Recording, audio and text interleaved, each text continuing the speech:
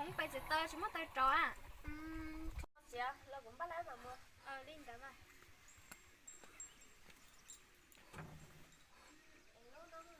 Có rồi. Linh tớ mà chuyên ban xuống mà bà.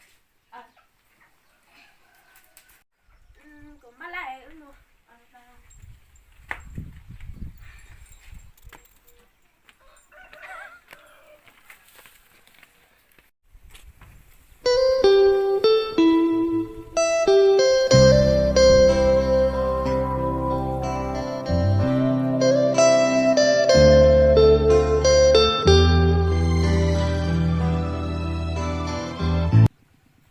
Mua giấy tờ. Mua đây có chịu à?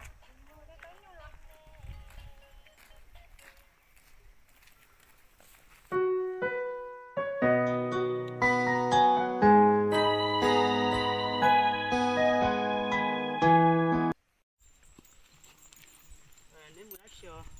Mua giấy tờ hả? Nó nếu được sao? Của em hôn xong à? Nó hôn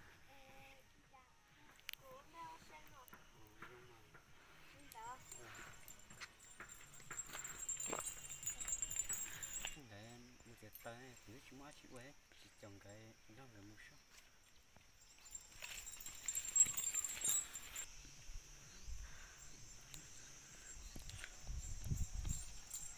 Ở đâu mua à? Nếu có cả cũng cho nếu một cái tay sao? Tao mà. Cái tay à? cú yo to có trâu tìa tòn đê thọ cò lư tìa tao nhỏ ua kê tao ua có tu lu chi cho chê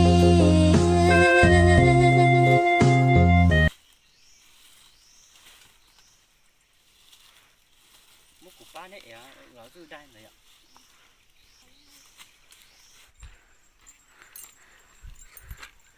Có cho tụi cũng như nào mình sẽ có chế đâu mà có uống lên tắm mà có bán nào có bán nào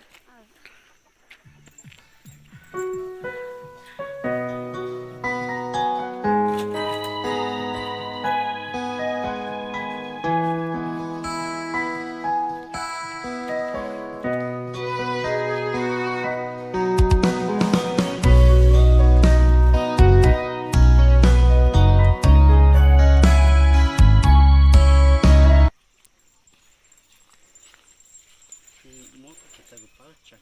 lấy mà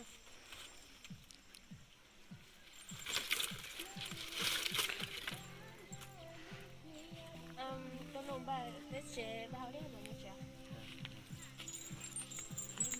cô ấy cũng đánh với con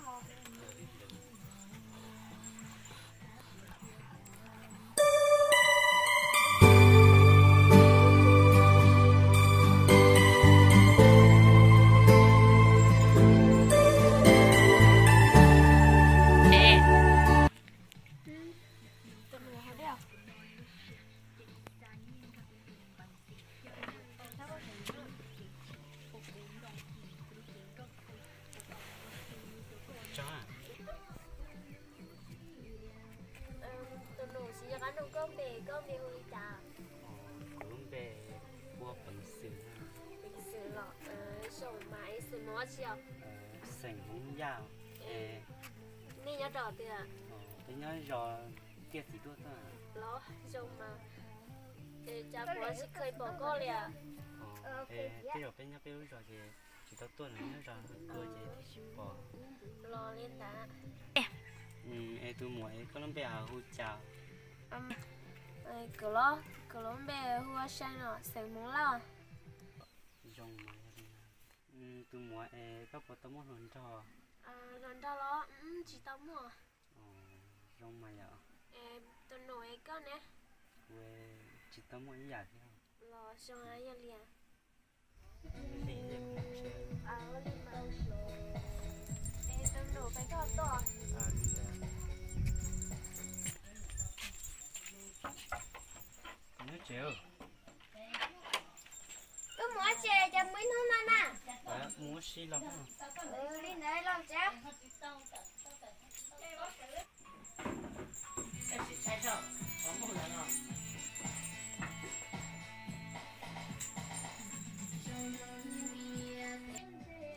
giờ tụi có tan để tụi có chơi này chỉ không muốn ta chịu rồi nhá.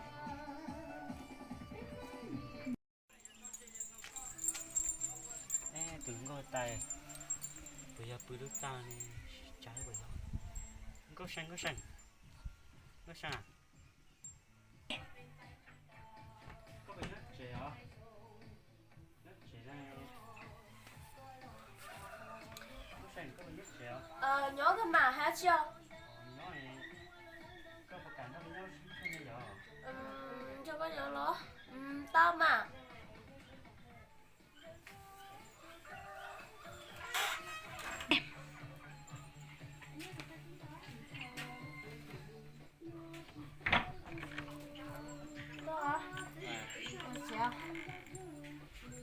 Lên là tôi có.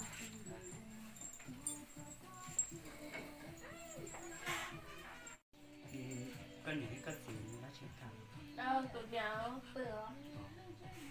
đúng rồi nhưng mà đã chỉ rồi Đúng rồi, vậy thì tên là chưa? Ý có đấy. với mong mình câu điểm những gì đúng là nếu muốn tế rồi ta kỹ nếu mà chiều Ta kia bé xin lỗi nhớ sao? nó sẽ ta kỹ có cả với tôi cho nên một xin Nhớ xin lỗi. Tao mà.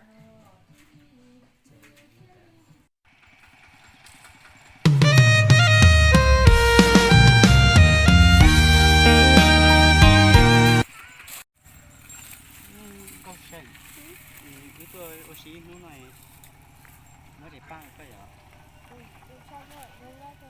chính xác sát sát vậy sẽ là